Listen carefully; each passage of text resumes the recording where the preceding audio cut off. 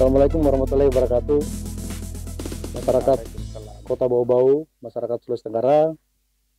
Malam ini kita akan bincang-bincang bersama Pak Hado Asima, salah seorang aktivis aspal buton yang saat ini menggeluti bidang-bidang riset aspal buton. Beliau juga salah satu aktivis di Universitas Swasta Sulawesi Tenggara. Selamat malam, Pak. Selamat malam. Bagaimana kabar? Baik, alhamdulillah. Kapan tiba ini? Baru sore ini tadi. Ketemu Musni terus diantar ke sini. Oh iya. Jadi sebenarnya kalau kita bicara tentang aspal buton ya, Pak ya. Permasalahan terbesar di aspal buton ini sebenarnya bukan pada persoalan seperti apa itu aspal buton, tetapi bagaimana aspal buton itu dikelola sehingga bisa bermanfaat kepada masyarakat. Betul. Kemudian dari itu saya melihat ada komitmen-komitmen pemerintah dari pusat sampai daerah itu yang simpang siur mengeluarkan perda, perpres dan sebagainya. Sebab kenapa? Penggunaan aspal buton ini kan pembelinya jelas, pembelinya jelas itu aspal buton dimanapun juga. Cuma dengan keberadaan aspal buton serta kebutuhan nasional aspal buton itu 1,2 juta ton di Indonesia ya. Di tahun 2006 sampai 2008 pemerintah pusat telah mencanangkan penggunaan aspal buton di Indonesia, sehingga saat itu dikumpulkan para pemain-pemain aspal buton di Indonesia itu kemampuannya hanya sampai 200.000 ton. 200.000 ton ya, kalau saya tidak salah. Nah, sekarang bagaimana menurut kita apa yang ada di benak Bapak terkait aspal buton sehingga Bapak sampai hari ini menjadi salah seorang aktivis tentang aspal buton ini? Iya, jadi umum itu sebenarnya belum bisa membedakan antara aspal dengan bitumen. Oh iya. Bitumen itu adalah bahan cair yang hitam itu yang biasanya diperoleh dari hasil penyulingan minyak. Iya. Dan itu ada dikandung oleh batu atau tanahnya buton. Itu hanya sekitar 20-25%. Itu yang disebut dengan kadar aspal. Jadi kalau orang Inggris mengatakan aspal itu nanti sudah dicampur dengan batu, agregat, pasir. Kalau masih cair itu namanya bitumen. Berarti aspal buton itu adalah bitumen yang dikandung oleh tanahnya buton. Nah, kalau kita ambil 100 kilo kan hanya 20 kilo sebenarnya bitumennya. Apa gunanya bitumen itu? Itu untuk menjadi pengikat pada saat kita campur untuk menjadi konstruksi jalan. Perekat dia berarti. Ya, perekat. Nah, kadang-kadang disebut aspal beton. Karena beton itu kan campuran dari pengikat ditambah dengan agregat namanya. Pasir, kerikil, abu batu. Kalau pengikatnya aspal maka disebut aspal beton. Tapi kalau pengikatnya air, ya beton semen namanya. Aspal. Nah, kalau sudah bisa kita bedakan itu, maka kita sudah bisa bicara tentang apa kelebihan dan kelemahan aspal buton. Dan itu banyak belum dipahami orang.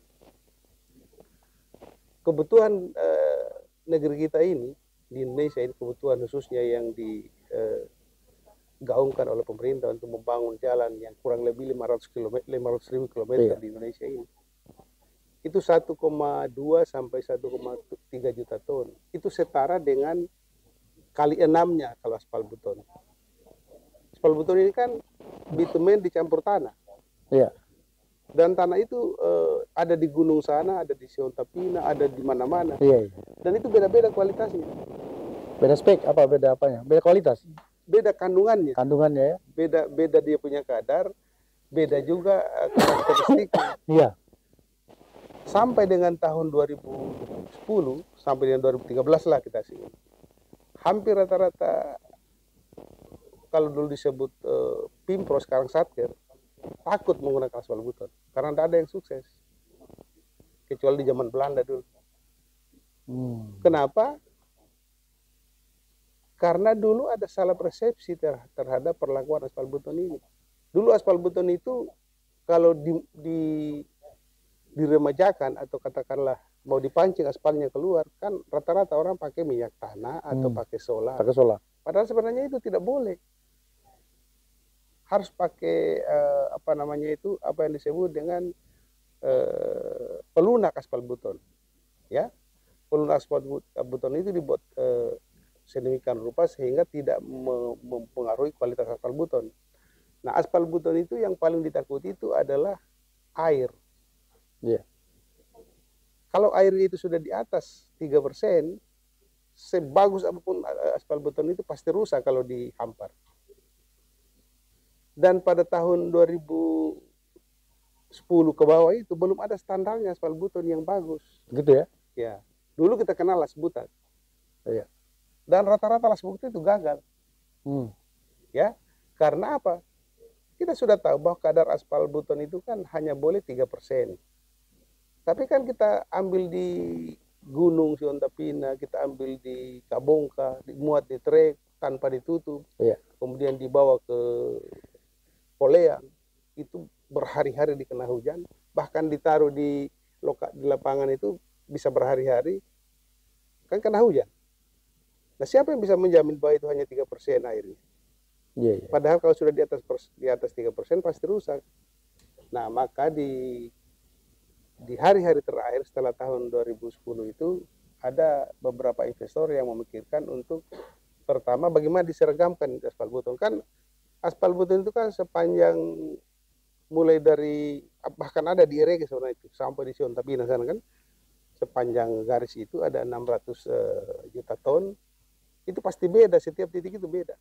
Nah, kelemahannya sekarang ini kalau kita ambil di Gunung A, ya beda. Terus nanti kontraktornya itu setelah dalam pelaksanaan dia pakai Gunung B, pasti kan hasilnya beda. Nah, sekarang ini proses yang bisa dilakukan adalah di sizing namanya, di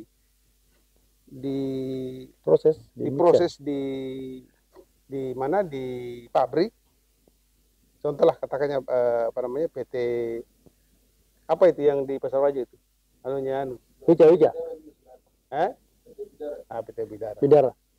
Itu kan diambil aspal betonnya dari bongkahan, dipecah sehingga pada apa namanya pada ukuran tertentu, kemudian kadarnya dibuang.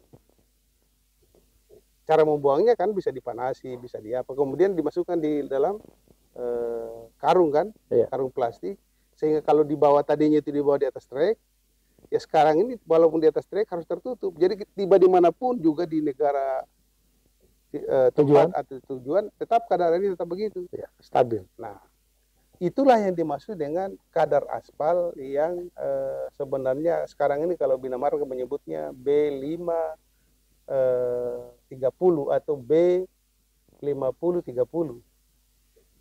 Sudah ada karakteristiknya.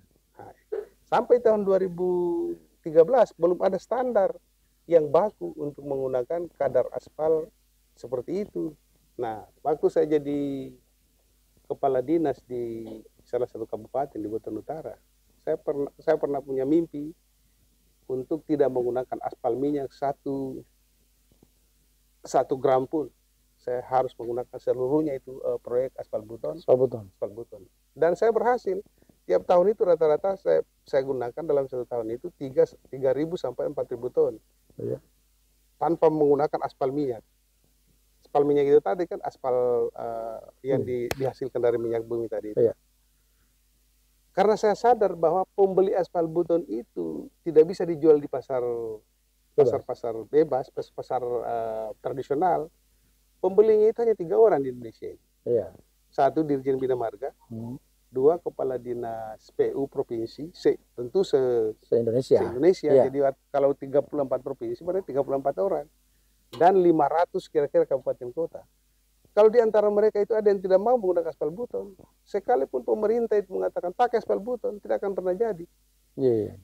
Jadi sekarang ini tugas kita adalah mendorong kepala-kepala dinas di kabupaten bahwa sekarang aspal beton ini sudah harus berjaya di negerinya sendiri dengan cara memperlakukan seperti tadi. Saya lupa bahwa aspal beton ini sekarang ada yang orang membayangkan tadi kan mau dipisahkan antara bitumennya dengan batunya. Itu masih lama. Paling 1 tahun kita butuh, seperti tadi Bapak bilang, 200.000 ton 1 tahun kita peroleh. Sekarang kan di Laweli hanya ada 100.000 kan. Padahal yang kita butuh 1,2 juta. Kalau saya untuk jalan-jalan yang lokal kayak jalan desa, jalan tani, jalan kabupaten, jalan provinsi, gunakan saja dulu produk aspal beton yang butiran namanya granular, yang masih dengan batu-batunya itu, tinggal nanti dihaluskan, tentu ada besarannya sekian mili, kemudian diisi dalam karung, dan jangan pakai yang di luar itu, pasti gagal. Nah, kalau sudah seperti itu sikap seluruh kepala dinas di kabupaten, seluruh kepala dinas di provinsi, saya hitung di Sulawesi Tenggara saja ini tidak akan kurang dari 200.000 ton satu tahun. Padahal data Bina Marga itu hanya menggunakan aspal untuk Sultra. Untuk Sultra saja 200.000 ton. Karena kalau satu kabupaten 4.000 ton, kali ini 17 kabupaten kota, tambah provinsi, kurang lebih 200.000 ton. Padahal data Bina Marga mengatakan bahwa hari ini baru 30.000 itu penggunaan aspal beton. Artinya dia tidak hitung kabupaten-kabupaten yang sudah menggunakan aspal beton 100%. Nah, saya ingin informasikan melalui forum ini bahwa yang sudah menggunakan aspal beton 100% ini adalah Buton Utara, zaman kami dulu, Kabupaten Buton, dan beberapa kabupaten lain. Bayangkan kalau seluruh kabupaten kota menggunakan aspal beton. Tidak usah kita andalkan harus orang Jawa yang datang beli, kita punya aspal. Kita saja yang pakai sudah bisa kita habiskan 200.000 ton satu tahun. Begitu. Jadi saya mau mengatakan bahwa pada dalam setiap momen pertemuan seperti ini harusnya kita dorong para kepala daerah itu untuk mau menggunakan aspal beton yang sekarang ini menurut surat edaran Menteri PU tahun 2015 itu sudah ada speknya.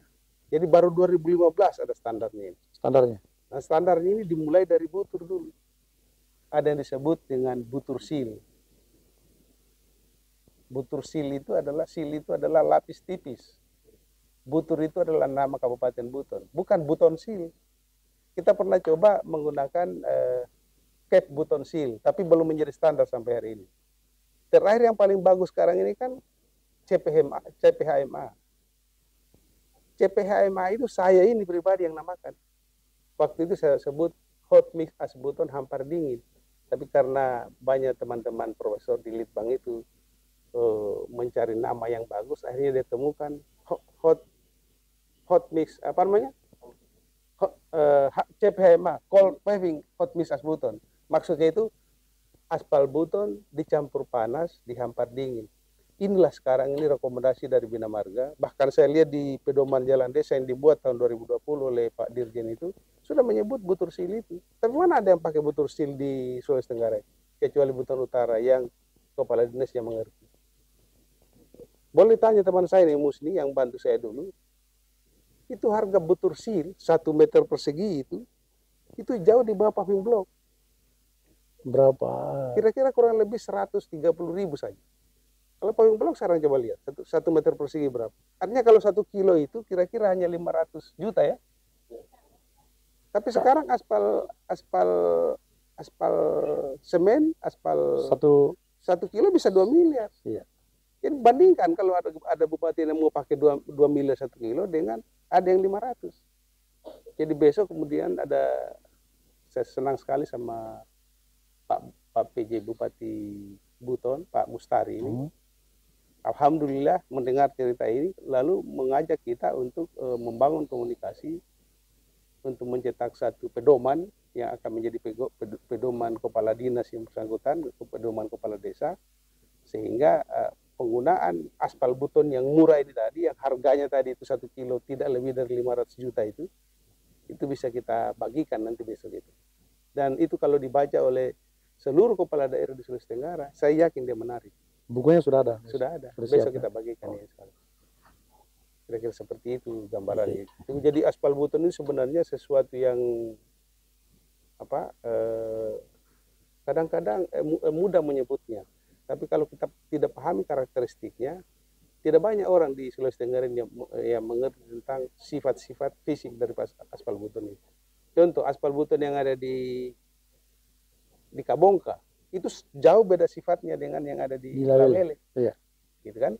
Nah, di Lawele itulah sekarang ini yang direkomendasi karena penetrasinya itu mendekati aspal minyak yang digunakan secara dominan di Indonesia sekarang ini. Begitu. Makanya nilainya mahal di lalu lintas. Kalau penetrasinya tinggi. Bukan soal mahalnya, mungkin sama saja harganya kalau kita beli. Tapi kemudahan pelaksanaannya bisa dicapai. Karena sebenarnya yang kita mau perkenalkan besok ini adalah bagaimana memperkenalkan kepada kepala daerah aspal beton yang murah, yang mudah dilaksanakan, dikerjakan dengan alat sederhana, dan menggunakan tenaga ibu-ibu yang sampai 200-250 orang per kilometer. Artinya padat karya. Ini kan membuka lapangan kerja. Kualitasnya bagaimana? Kualitasnya Bapak bisa lihat di Buton Utara itu. Saya sudah lebih 10 tahun saya tinggalkan. Ya ada juga yang pecah-pecah, tapi kan di kota besar juga dengan harga yang 2-3 miliar 1 kilo itu kan, kalau sudah di atas 5 tahun itu kan pasti sudah pecah. Jadi harus dipelihara, jangan dibiarkan begitu. Sekarang yang di Butur itu Pak, dia masih produksi? Bukan produksi. Di Butur itu diterapkan aspal beton, kita ambil dari sini, bawa di sana. Kemudian kita pakai uji coba dulu itu sehingga lahirlah ini apa disebut Butur Seal, ada di pedoman yang diterbitkan oleh Pak Dirjen Bina Marga ini, bahwa Butur Seal dan CPHMA, ada lagi satu, LPMA Asbuton, itu boleh dipakai oleh seluruh kepala desa di seluruh Indonesia dengan harga yang sebenarnya sangat bersaing. Jadi hamparannya baru di Butur yang dihampar sekarang? Oh tidak, saya dengar di beberapa kabupaten sudah ada ya. Di Munabara sudah mulai. Tapi hanya karena kepala dinasnya ngerti. Tapi kalau kepala dinasnya tidak ngerti bahwa ada aspal beton yang murah, mudah dikerjakan, menggunakan ibu-ibu, kemudian dengan teknologi yang sangat sederhana, dan kualitasnya, kalau saya mau katakan kualitasnya di atas aspal minyak, barangkali enggak. Tapi untuk lalu lintas dengan volume rendah, kan lalu lintas itu kan dikelompokkan. Ada lalu lintas yang rendah, ada yang sedang, ada yang tinggi. Yang direkomendasikan adalah aspal yang lalu lintas rendah sampai sedang. Yang dimaksud rendah itu adalah LHR-nya itu lalu lintas harian rata-rata itu di bawah 200 kendaraan per hari per 2 arah. Jadi kalau kita jalan di satu ruas jalan, kita lihat jalan desa itu hanya di bawah 200 kendaraan per hari per 2 arah. Itu namanya lalu lintas rendah. Sangat cocok ini pakai ini. Untuk apa kita pakai aspal impor kalau untuk jalan lorong seperti di depan ini dengan harga tadi 2 miliar 1 kilometer, kalau ada yang harganya hanya 300 juta. Kan berarti apa yang kita cari? Uang kita kan terbatas. Ada material di lokal yang murah. Belum lagi saya cerita penggunaan pondasinya. Kan aspal itu kan dia harus dulu di atas pondasi. Pondasi itu biasanya dari batu pecah atau telfor ya. Sekarang bisa kita gunakan batu kapur yang ada di samping-samping jalan itu. Kita hanya garu, habis itu kita hampar 15-20 cm, kita padatkan. Hanya ada satu ukurannya memang. CBR-nya itu kalau orang teknik bilang CBR-nya itu di atas 30%.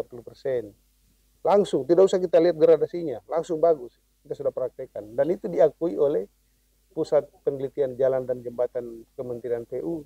Makanya dijadikan standar oleh Pak Menteri sekarang. Itu yang kita mau sosialisasikan besok ini, bahwa pakailah ini kepala desa. Kalau untuk dana desa. Kalau hanya uangmu hanya 300 juta, kok bisa dapat 1 kilometer? Kalau setiap desa, setiap kerja 300 juta dia gunakan untuk 1 kilometer, kan berarti seluruh desanya dia bisa aspal. Apa yang menjadi kendala itu? Sehingga kepala daerah lebih dominan menggunakan aspal hot mix dengan aspal yang menentukan hot mix atau aspal beton atau slurry atau macam-macam itu kan sebenarnya kepala dinas. DPR sama gubernur atau sama bupati itu hanya saya mau aspal ini. Saya mau aspal ini seluruh wilayah saya. Bahwa aspal apa yang dipakai itu kan bukan bupati lagi. Sudah kepala dinas. Makanya saya katakan tadi bahwa yang menentukan aspal beton ini dipakai atau tidak di negeri kita ini atau di Indonesia hanya 3 orang tadi itu.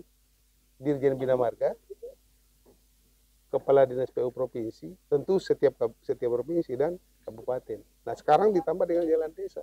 Kalau semua mau, saya hitung-hitung itu 6 juta ton per tahun kita bisa habiskan.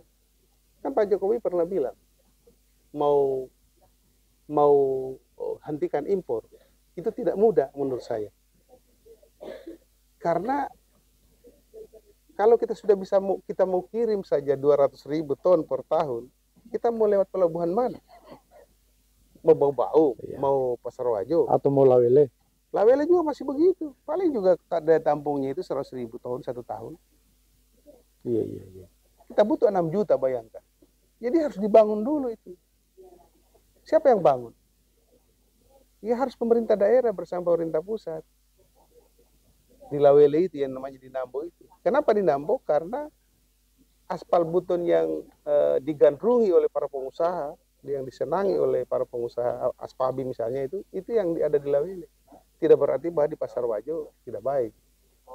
Begitu. Jadi masih banyak persiapan harus kita lakukan. Jadi untuk kita bisa menghentikan aspal impor yang tadi 1,2 juta itu, untuk kita gantikan aspal beton 1,2 juta atau setara dengan 6 juta ton. Iya. Kalau sudah ada 6 juta kita kirimkan ke seluruh Indonesia, kira-kira kirim dari mana? Kalau tidak ada pelabuhan di Lawele. Iya, iya. Jadi saya juga mau kasih tahu kepala Pak Bupati Buton, bangun itu Lawele. Sebab kalau semua infrastruktur yang mendukung itu. Pelabuhan itu kan di samping tempat sandarnya ada juga tempat lapangan penumpukan. Itu pasti disewa oleh seluruh pengusaha yang punya pemegang izin. Tapi kalau hanya fasilitasnya begitu, siapa mau sewa itu? Nanti kan dikelola oleh BUMD, pasti hasilnya juga kembali ke daerah. Tuh. Jadi kalau kita ketemu kepala daerah yang paham bicara begini, nggak usah cari sumber PAD dari pungut-pungut di pinggir jalan itu. Dengan membangun saja itu kira-kira kalau hitung-hitung saya habiskanlah uang 50 miliar. Tapi pendapatan bisa 3-4 miliar 1 tahun. Kan hanya berapa tahun sudah kembali. Kalau peran-peran Pak, peran-peran pemilik AMP terus asosiasi-asosiasi dalam mendukung program Bapak ini bagaimana? Iya, AMP itu kan proses untuk mendapatkan hasil akhir daripada spek yang kita mau cari. Misalnya JPHMA kan harus lewat AMP. Iya. Tapi kalau AMP itu mungkin dia bersebar operasi kalau tidak dipesan oleh kepala dinas bahwa saya mau gunakan aspal beton di kabupaten saya itu 4.000 ton per tahun. Tidak akan berfungsi itu AMP. Pengusaha itu siap-siap saja. Jadi menurut saya ini intinya ini ada di pengambil keputusan. Di situ ya. Pengambil keputusan itu bupati, wali kota, gubernur, ya, dan DPR bahwa menggunakan itu 100% aspal beton. Termasuk asosiasi. Peran asosiasi tidak ini juga. Asosiasi kita tinggal kasih tanggung jawab. Pasti kalau misalnya begini, saya sebagai seorang kepala daerah, saya mau gunakan aspal beton 100.000 ton dalam tahun ini. Pasti asosiasi siapkan. Tapi kalau asosiasi kita suruh siapkan, tapi kita tidak beli, ya kita mau jual kemana? Tadi kan pembelinya terbatas. Bukan seperti pisang goreng ini. Kalau pisang goreng kan tidak laku di pasar sana, saya pindahkan di pasar sana. Tapi kalau aspal beton, hanya 3 orang itu pembeli. Bayangkan kalau kepala Indonesia tidak mengerti aspal.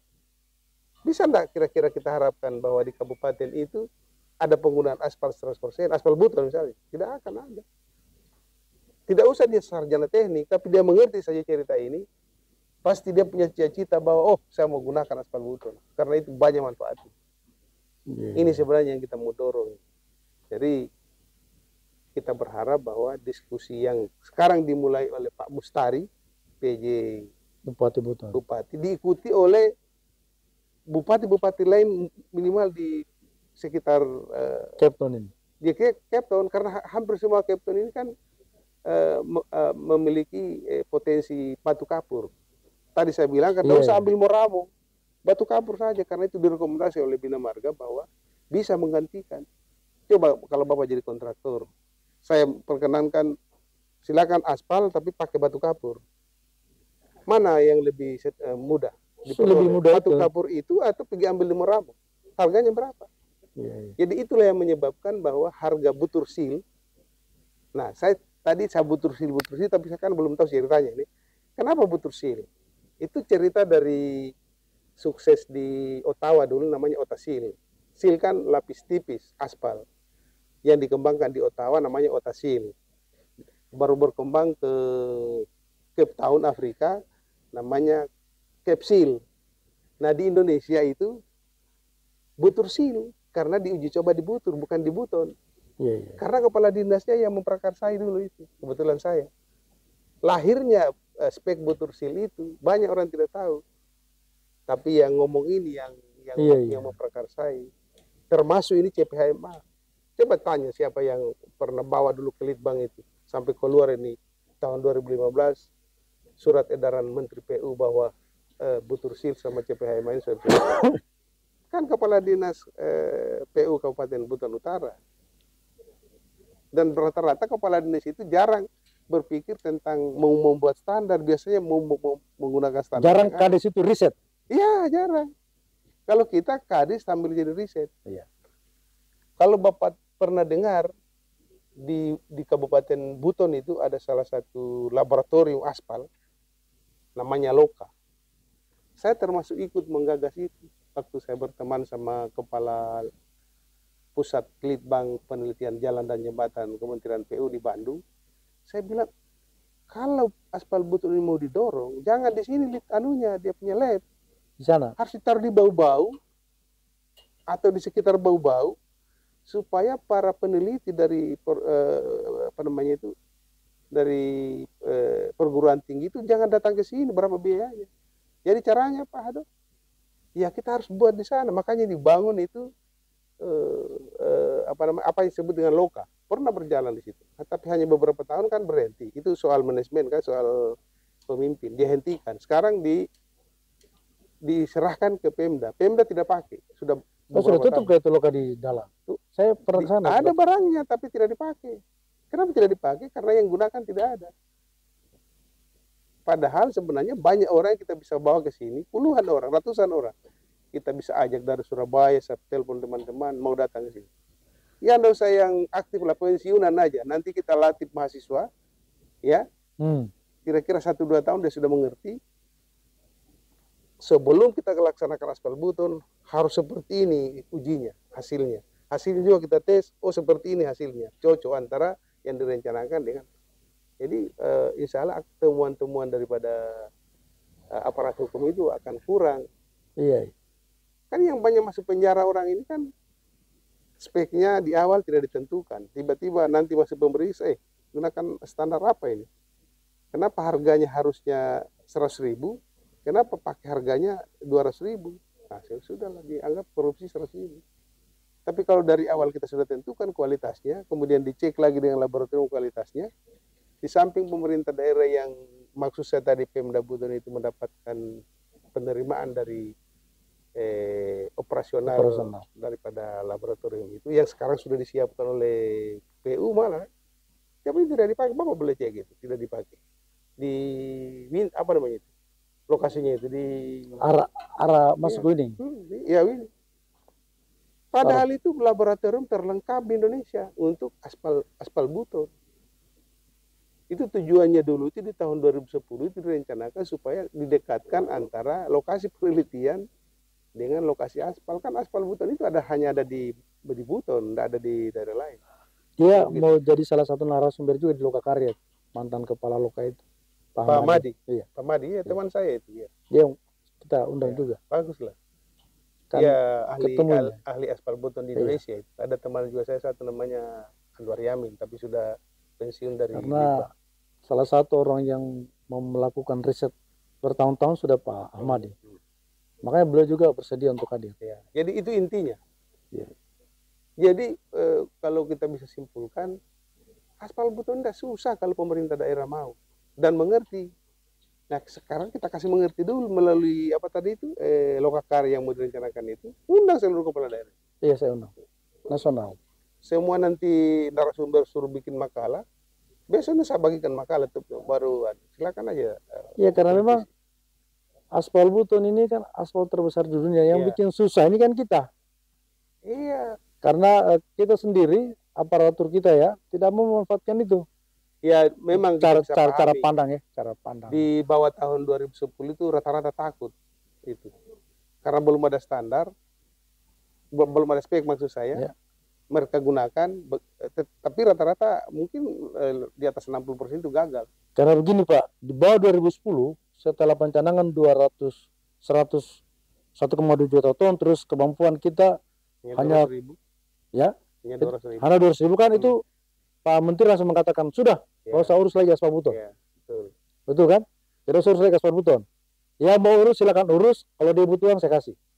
Nah, setelah itu di tahun 2010 ke atas muncullah CPMA, terus Butursil.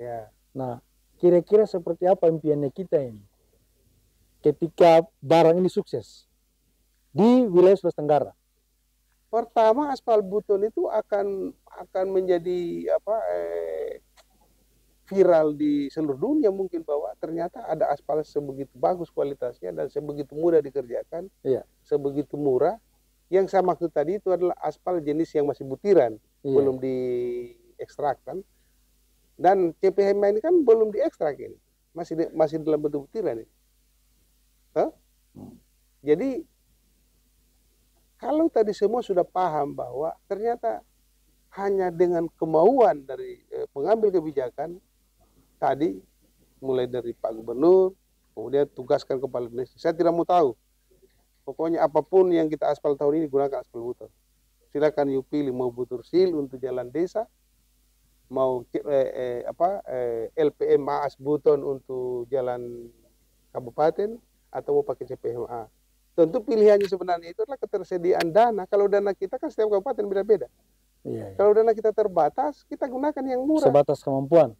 Jangan. Apa perlu butuh satgas mungkin ya, pembentukan satgas untuk pengawasan penggunaan aspal beton? Bisa nanti dengan pemerhati kan aspal beton seperti tadi kan, banyak teman-teman ini sebenarnya yang mau diajak ke sini asal Pemda itu mau pesan. Jadi kuncinya begini. Kalau sudah pemerintah mau pesan mengatakan bahwa saya butuh 100.000 ton tahun depan, pemerintah provinsi, siapa orang yang tidak mau menyiapkan? Kan semua pengusaha pasti mau. Yang susah ini kalau kita suruh siapkan baru kita tidak beli. Saya pernah praktekkan ini dulu tahun 2009 waktu saya jadi kepala distributor. Sebelum saya rencanakan jalan itu, saya sudah tahu saya butuh ini 3.000 ton. Sekian kilometer. Karena kemampuan duit kita kan hanya begitu. Saya pesan sama developernya, sama produsennya. Waktu itu PT bukan Saka yang Pak Anu punya itu, Pak Robin. Apa itu yang BGA itu? Saya bilang, saya telepon, saya bilang, Bapak bisa siapkan 3.000 ton 1 tahun. Siapa mau pakai Pak Hado? Saya mau pakai, tapi nanti pembayarannya di akhir tahun oleh kontraktor. Jadi kalau kita sudah rencanakan, tapi jangan diutagi dulu sebelum kontraktor melaksanakan. Jadi begitu kita mulai, belum proyek belum berjalan, dia sudah bawa itu. Artinya ekonomi daerah sudah jalan. Sudah mulai regulasi sudah mulai jalan. Begitu jalan, jadi pengusaha itu ikut pemerintah pasti. Maksudnya kalau pemerintah menargetkan saya mau beli seperti tadi, di kota saja misalnya. Setelah kepala dinas dia itu, saya butuh 4.000 ton ini. Umumkan aja. Pasti semua menyiapkan itu. Yang susah itu kalau orang tidak tahu apa kita mau gunakan atau tidak. Tidak mungkin dia siapkan. Dibeli atau tidak? Karena dia tidak bisa jual di pasar Lombe kan. Gitu. Itu kuncinya. Atau di Kerenugraha. Itu kuncinya. Jadi kuncinya itu adalah kemauan politik dari pemerintah untuk berpihak sama aspal beton. Jadi memang terkait aspal beton, titik permasalahannya selain di teknologi, kemudian di riset-riset seperti ini Pak memang. Salah satu kegagalan aspal beton ini yang riset orang luar. Banyak yang riset tentang aspal beton orang luar. Alhamdulillah kayak Pak Ado sudah bisa melakukan itu yang sudah berhasil, bahkan sudah dihampar, sudah diuji sejak tahun 2000. Sudah jadi standar. Sudah jadi standar nasional dan sudah dipakai di Jawa sana. Sudah bisa dipakai. Saya dengar di Surabaya sana kan sudah banyak kabupaten yang pakai. Tapi itu penentunya adalah kepala dinas. Karena kepala dinasnya sarjana teknis, ngerti. Tapi gimana kalau kepala dinasnya tidak paham? Kira-kira dia mau enggak pesan Butursil? Mau enggak pesan CPMA? Tidak ada yang mau repot dengan yang begitu-begitu. Tapi kalau orang paham bahwa aspal beton ini adalah membuat saya bisa merencanakan jalan yang tadinya 10 kilo menjadi 30 kilo, pasti jadi. Yang jelas pemahaman dulu. Pemahaman. Jangan hanya bicara aspal beton kita mau promosi ke luar negeri, kemana-mana, keliling, tanpa target. Sudah, kau saja yang gunakan dulu. Kau begitu jadi bupati atau jadi kepala dinas, haramkan aspal di luar aspal beton. Pasti laku aspal beton. Statement, luar biasa statementnya. Ya. Memang karena aspal beton kan primadona dunia ini aspal beton. Iya. Tapi kita tidak bisa menciptakan primadona dunia itu sekarang ini. Biasa nanti saya perlihatkan gambar-gambar di jalan tol Cina itu. Tidak ada orang menyangka bahwa di Jiangsu itu aspal beton. Dia kira itu aspal minyak. Kenapa di sana bisa sukses? Kita tidak bisa sukses. Jadi sudahlah, artinya sederhana saja. Mari kita sepakat, kepala desa, kepala dinas kabupaten, kepala dinas kota, bahwa kita jadikan minimal kita pakai itu 80% dari pengaspalan kita itu kita gunakan aspal beton. Baru kita datangkan orangnya yang paham. Banyak kan orang paham di Indonesia ini. Kalau kita masih ragu-ragu. Tapi kalau kita sendiri tidak mau menggunakan aspal beton, terus kita mau cerita pemasaran aspal beton. Tapi tadi sudah katakan ya, bahwa kalau sudah booming aspal beton, yang kita akan kesulitan nanti adalah di pengirimannya. Karena kalau kita tidak bangun salah satu pelabuhan yang dekat dengan sumber materialnya. Nah, kalau sumber materialnya Lawele kan harusnya kita bangun Lawele, jangan kita buat di Babau. Karena itu butuh lagi transportasi. Nambo saja dari Pasar Raja, Pak. Ya, Nambo. Jadi Nambo sama Pasar Raja itulah salah satu pelabuhan yang perlu dikembangkan oleh pemerintah daerah, minta tolong sama pemerintah pusat, bersama-sama nanti pemegang izin usaha ini kan ada di atas 40-an di sini. Bayangkan kalau masing-masing menggunakan tersus sendiri, kan penuh ini. Dia hancur ini semua nanti, semua mangrove yang ada di. Cukup satu aja dibangun oleh pemerintah. Tapi suruh kelola sama BUMD, sama pengusaha yang pemilik IUP tadi, terus berkontribusi sama pemerintah daerah. Jadi kalau dia keluarkan uang saja hanya 50 miliar, 100 miliar bahkan, tapi dia kembali dalam 10 tahun, apa sih artinya? Iya, benar. Dan pasti kembali. Karena pemerintah sekarang sudah, Pak Basuki saja menteri itu, dia sudah bilang, siapa yang tidak menggunakan aspal beton, saya pecat. Iya. Tapi tidak bisa kita hanya ngomong begitu kalau kita tidak ikuti dengan komitmen langkah-langkah yang semangat kita kan, langkah-langkah kita yang strategis seperti apa. Jadi saya pikir itulah apa yang saya bisa sampaikan untuk menjadi penyemangat dari kita yang sebenarnya banyak orang paham di beton ini, banyak orang paham.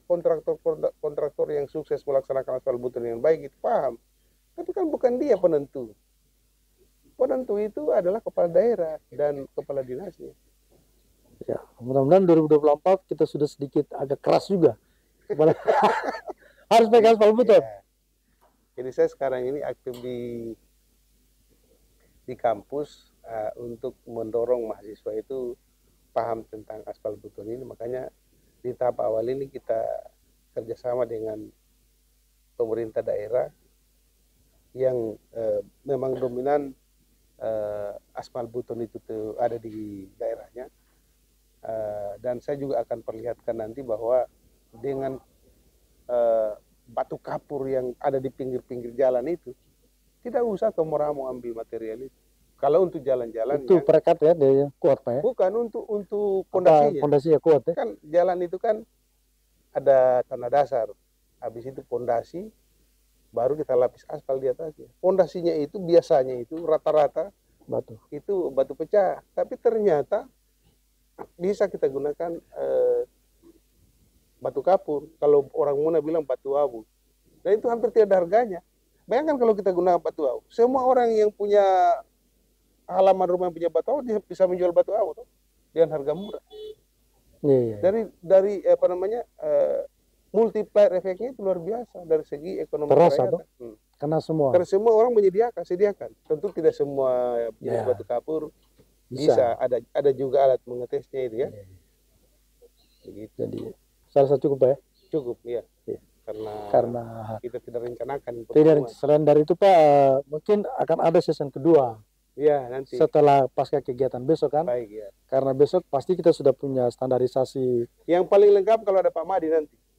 Iya. Ada Pak Madi, dia sudah siap di situ. Pak Madi sudah siap? Ya. dia ikut dia. Saya baru-baru ada Pak Rektor melakukan seminar nasional, saya undang dia jadi pembicara, itu pun tanpa honor, mau dia. Ya karena Pak Madi orang Senang yang dia bicara. peduli dengan aspal Iya, beton. betul. Ya mudah-mudahan kita semua jadi peduli termasuk Iya, Bapak ya. iya. Itu luar biasa. Karena Bapak bukan hanya peduli ternyata. Oh, saya sudah praktekkan. Sudah pernah praktek. Artinya saya 7 tahun menggunakan aspal beton, 1 sentimeter saja jalan tidak pernah saya gunakan yang bukan aspal beton. Dan sampai sekarang masih bagus. Ada juga yang rusak, tapi kan wajar kalau sudah 10 tahun. Iya. Kemudian masalahnya lalu lintas ini kan semakin terbuka itu jalan, semakin kualitas trek itu kan semakin besar. Itu sudah harus kita tingkatkan lagi, kita lapis lagi, tidak bisa kita andalkan yang dulu. Ya. Saya dengar itu rata-rata masih ada, walaupun sebagian juga sudah lubang-lubang. Tapi saya mau mengatakan bahwa ada loh jenis aspal yang sudah direkomendasi oleh kementerian, oleh Dirjen Bina Marga, Menteri PU, dalam bentuk surat edaran bahwa silakan pakai di jalan desa, jalan kabupaten, jalan provinsi. Namanya Butursil dan cold paving hot mix as beton. Hot mix as beton hampar dingin. CPMA. Gitu. Ya, jadi selamat malam pemirsa. Malam ini sudah kita bincang-bincang dengan Pak Ado, sudah banyak menjelaskan tentang persoalan aspal beton serta hasil karya beliau Butursil itu yang besok akan dipaparkan di Hotel Zenith dan dihadiri oleh para pemain-pemain aspal serta pemerintah daerah. Mudah-mudahan ini juga menjadi sebuah tambahan ilmu dan semangat kita mencintai aspal beton dan khususnya semangat kepala daerah. Ya. Para kita buat dalam bentuk publikasi buklet, tapi itu tentu karena itu baru terbitan pertama sangat sederhana. Saya tadi baru mendapat dari teman Pak Musni itu bahwa Kementerian PU itu sejak tahun 2020 itu sudah menerbitkan bagian dari jalan perdesaan itu di mana konstruksi lapis atasnya itu adalah Butursil dan CPMA. Ada jenis lain yang sebenarnya belum dimuat di situ, LPM as beton, ada Cape as beton seal. Tapi itu belum menjadi, sudah ada hasil penelitiannya tapi belum menjadi standar. Belum menjadi acuan. Terima kasih Pak. Terima kasih ya. Assalamualaikum warahmatullahi wabarakatuh.